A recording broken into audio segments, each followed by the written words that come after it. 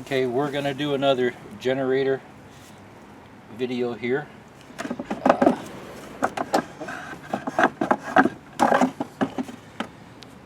So this is just a generator I picked up at Kmart for $100. I saw them a different brand name at Walmart a few days ago. Same size for like $99. So I'm sure they kind of work the same. So here's where the fuel goes. There's a filter here. I guess they just don't want you getting dirt inside here. Okay. So it uses gasoline, regular gas, but there's no place to put oil. Okay. So what you have to do is mix the oil with the gasoline. Okay. And that's what this is telling you here. 40 parts gas, see there's a symbol of a gas tank, to 1 part oil. That's supposed to be like a drop of oil. And we talked about that in the first video. So I think it works out to about 5 ounces per gallon. So that's what this is here. If you just press this up, see, then that top part fills up. So that would be like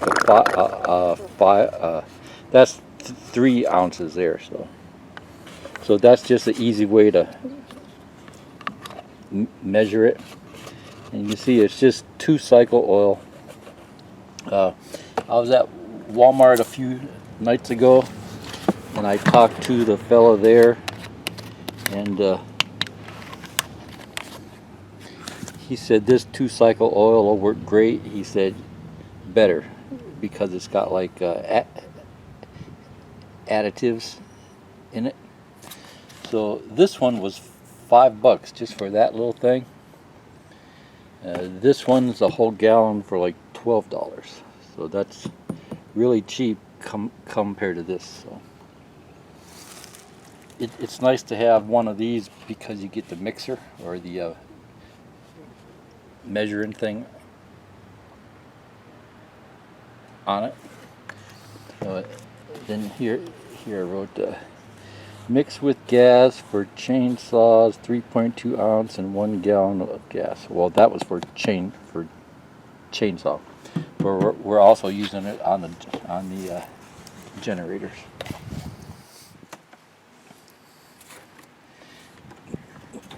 Okay, so they're real easy to work. Here's the directions here on the back. And this same chart came inside the box on a piece of paper. So here it says disconnect any items. That's if you have like a lamp or something plugged into the front. So they said to unplug everything. And then you turn on the fuel. So like here's the fuel. When you're not using it, you can turn off the fuel. Okay, so here it's off, here it's on, and you can see I put a little arrow here because it's almost impossible to see that stuff, especially if it's dark. So here it says off, here it says on. So when that's pointing up, it's on. So you can turn off the fuel line there. See, like there's the fuel line that goes in there. So turn on the fuel. So the fuel's on now. And then here it's saying turn the choke down. Choke is like, you know how like on a lawnmower you have that thing you could turn the engine up higher or lower. So that's this thing here. Okay. And then I also put a note down here. That's low. That's high.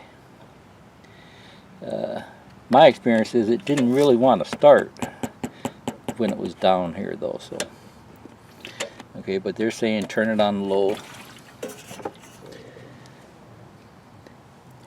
and then turn the power switch on. See, like here's the power switch. you know, on and off. So turn the power switch on, and I also put a little note here because it's impossible to read that stuff at night or even in the daytime. And then you start it just like you would start a regular mower.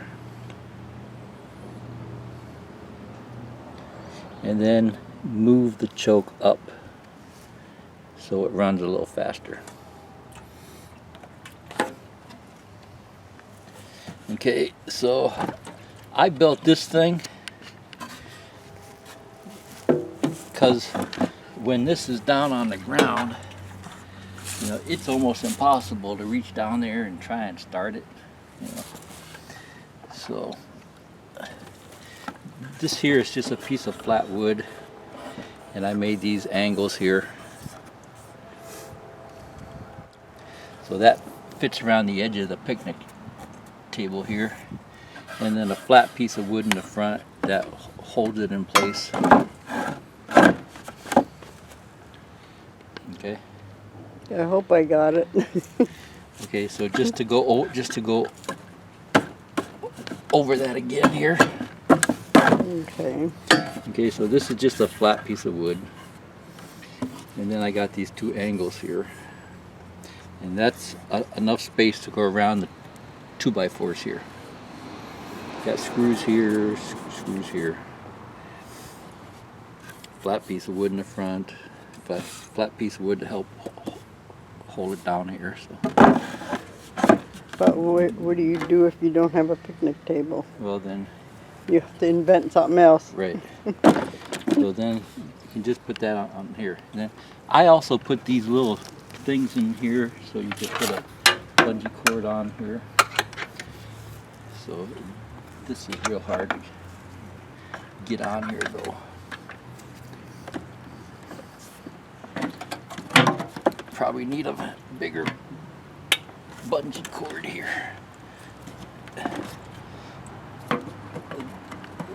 I had it on there the other day, but it's really close.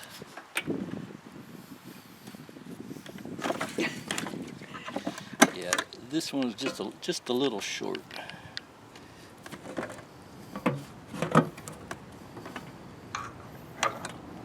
Okay. So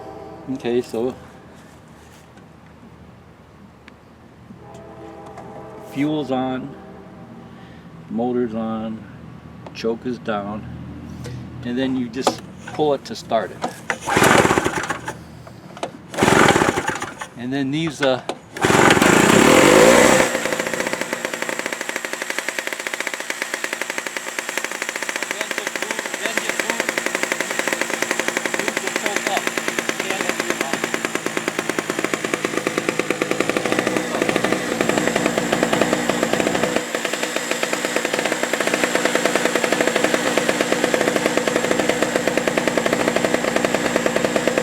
and then to stop it, just turn it off here.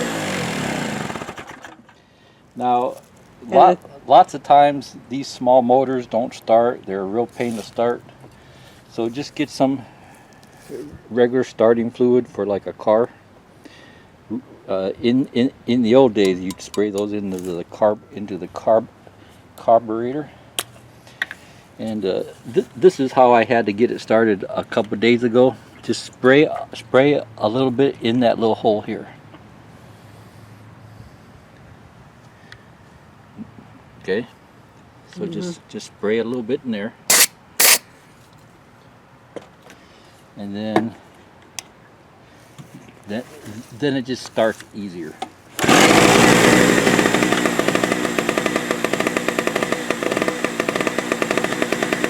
Then you can plug in your lamp and your heater, whatever you want to run here. I wouldn't leave it run up here though. I only put it up on the stand to start it. I don't have to bend down. I'd still put it down on the ground and leave it run.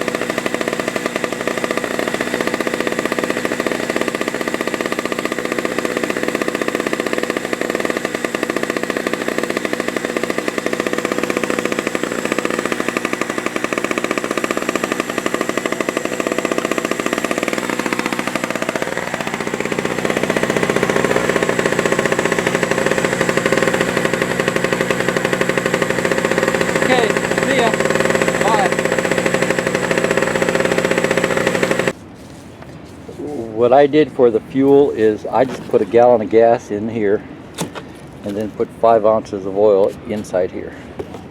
Now I wouldn't recommend that for long-term use, but like if the power's out for one day, that makes it easy to measure it. Okay, see ya.